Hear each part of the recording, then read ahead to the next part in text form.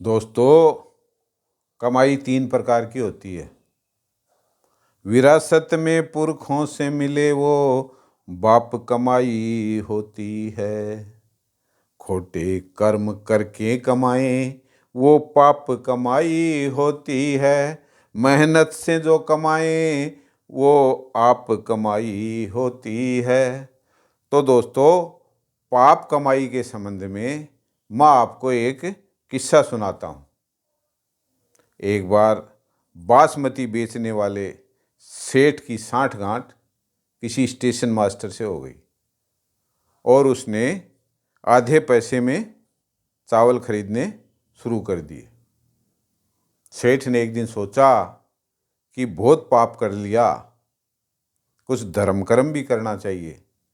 इसलिए उसने एक दिन बासमती चावलों की खीर बनाई और एक साधु बाबा को आमंत्रित कर प्रसाद स्वरूप खीर ग्रहण करने के लिए प्रार्थना की। तो साधु बाबा ने उसकी बात को स्वीकार कर लिया और साधु बाबा ने वो खीर खाई। खीर खाने के बाद में सेठ ने कहा कि महाराज जी, आप आराम कर लीजिए, धूप बहुत तेज है, धूप कुछ कम हो जाती है, उसके बाद में आप चले जाना। साधु बाबा ने कहा कि ठीक है। तो सेठ ने 100 रुपए की 10 लाख रुपए की गड्डियाँ कमरे में चादर के नीचे ढककर रख रखी थी। सेठ ने साधु बाबा ने आराम करने के बाद में जब वो उठा तो उसके मन में चोरी के भाव उत्पन्न हो गए, वो खीर हजम होने के बाद में। तो साधु बाबा ने सोचा कि इतनी सारी गड्डियाँ हैं, एक दो गड्डी मैं ले लूँ तो उससे क्या फ़र्क पड़ेगा। तो उसने एक गड्डी लेके अपने झोले में रख ली। दूसरे दिन सेठ ने वो गड्डियाँ गिननी शुरू की तो उसमें एक गड्डी कम मिली। सेठ ने सोचा कि साधु बाबा तो भगवत पुरुष थे, वो चोरी क्यों करेंगे। तो उसने सभी नौकरों को इकट्ठा किया, उनसे पूछा, उनकी कुटाई पिटाई शुरू कर दी।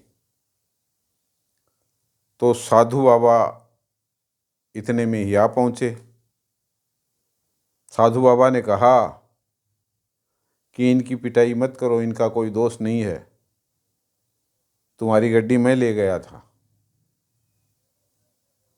सेठ ने कहा कि आप तो दयालु आदमी हैं महाराज, इन नौकरों में से ही किसी ने आपको भय के कारण ये गड्डी दे दी होगी, इसलिए आप मुझे लौटाने के लिए आए हो। साधु बाबा ने कहा, इसमें कोई दयालुता नहीं है।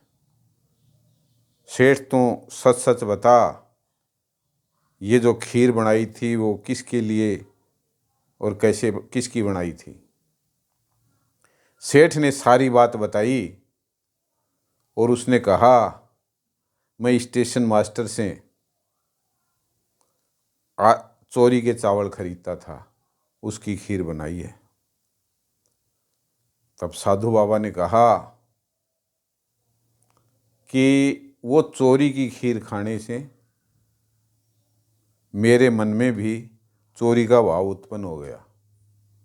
जब मैं सुबह उठा, तुम्हारी खीर का सफाया हुआ, मेरी बुद्धि शुद्ध हुई, तब मैंने सोचा, हे राम, ये मैंने क्या कर दिया। वहाँ पर नौकरों पर पता नहीं क्या बीत रही होगी, इसलिए मैं तुम्हारी ये गड्डी वापस करने के लिए आया हूँ। तो दोस्तों, जैसा आप खाते हो अन्न, वैसा होता है मन। जैसा पीते हो पानी वैसी होती है वाणी, और जैसी शुद्धि वैसी बुद्धि, जैसे विचार वैसा संसार। तो अपने को हमेशा मेहनत और ईमानदारी से कमाए हुए पैसे का ही भोजन करना चाहिए। भोजन प्रसाद को भोग लगा के प्रसाद स्वरूप ग्रहण करना चाहिए। यही मेरा कहना है। धन्यवाद।